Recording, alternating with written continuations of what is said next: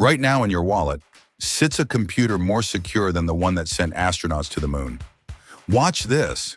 In that half-second tap, this chip just performed 50 million calculations.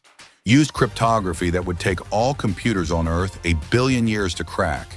And it's powered by nothing.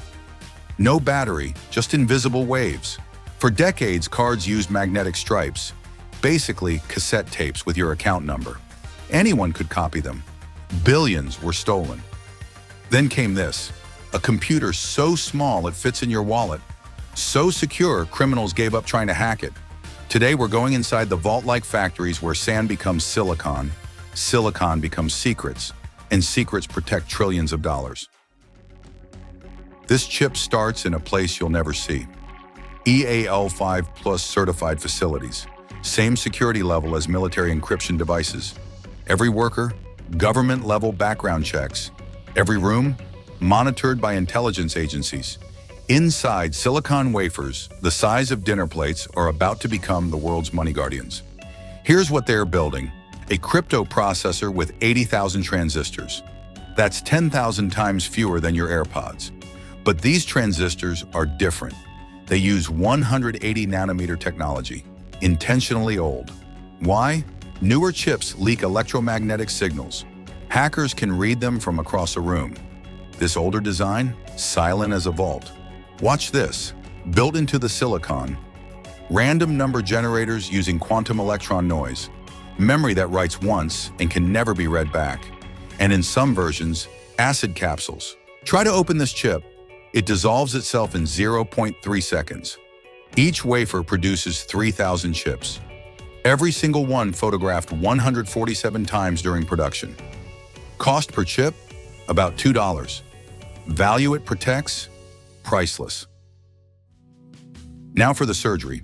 Diamond saws thinner than paper slice the wafer into rectangles smaller than rice grains.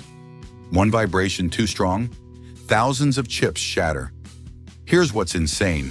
Gold wires, 25 microns thick, thinner than spider silk, are welded using ultrasonic vibrations at 60,000 hertz. The wire bonds in 8 microseconds.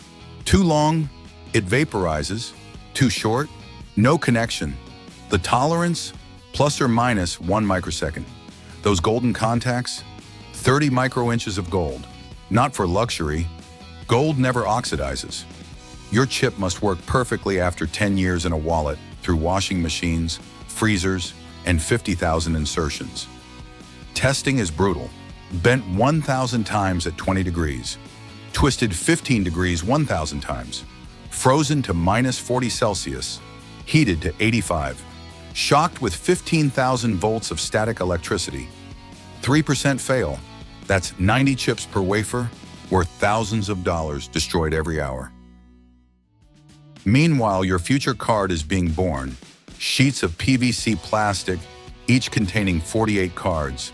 Your bank's design, logos, holograms, printed with inks that change color at different angles. 4 layers pressed at 140 degrees Celsius, 4 tons of pressure. The result? One solid piece, impossible to delaminate. Cut to exactly 85.6 by 53.98 millimeters. The global standard, off by 0.1 millimeter? Rejected. A computer-controlled mill carves a cavity for the chip. Depth, 0.84 millimeters. The precision, 5 times more accurate than the width of human hair. Robotic arms place the chip module. Temperature-controlled adhesive at exactly 140 degrees. Press for 0.8 seconds. Any longer, the chip melts. Any shorter, it falls out.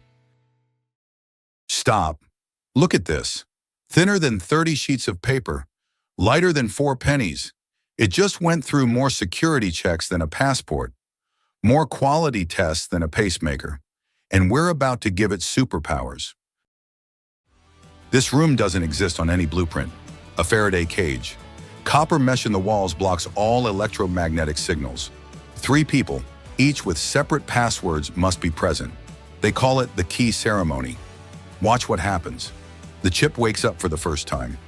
Using quantum randomness from electron tunneling, thermal noise from its own transistors, and microscopic manufacturing variations, It creates its own private key. A number so random, so unique, that generating the same key twice would be like two people choosing the same atom in the universe. Your name, account number, expiration date, encoded with military-grade encryption. The private key? Locked forever inside. Not even your bank can read it.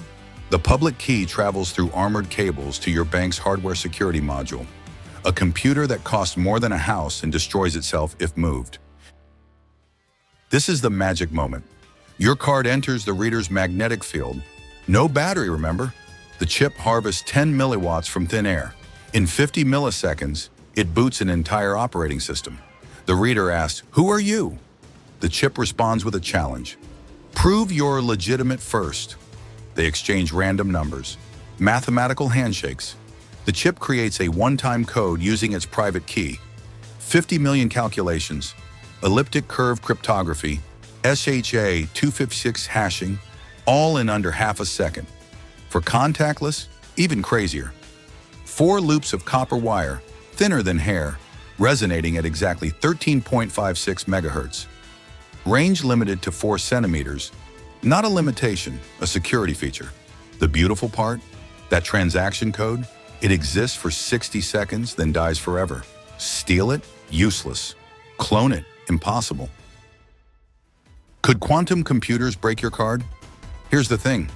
Quantum computers might crack RSA encryption someday, but your chip doesn't just use encryption. It creates a new password every tap, lives for 60 seconds, then vanishes forever.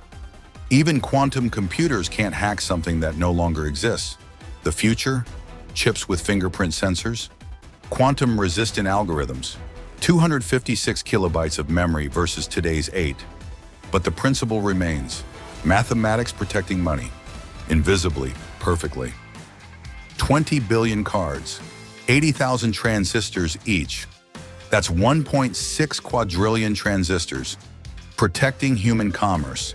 From gold coins that could be shaved, to paper that could be forged, to magnetic stripes that could be copied, to this, a computer that survives washing machines, airport x-rays, 10 years in your pocket, 50,000 uses, scratched, bent, forgotten, yet still unbreakable.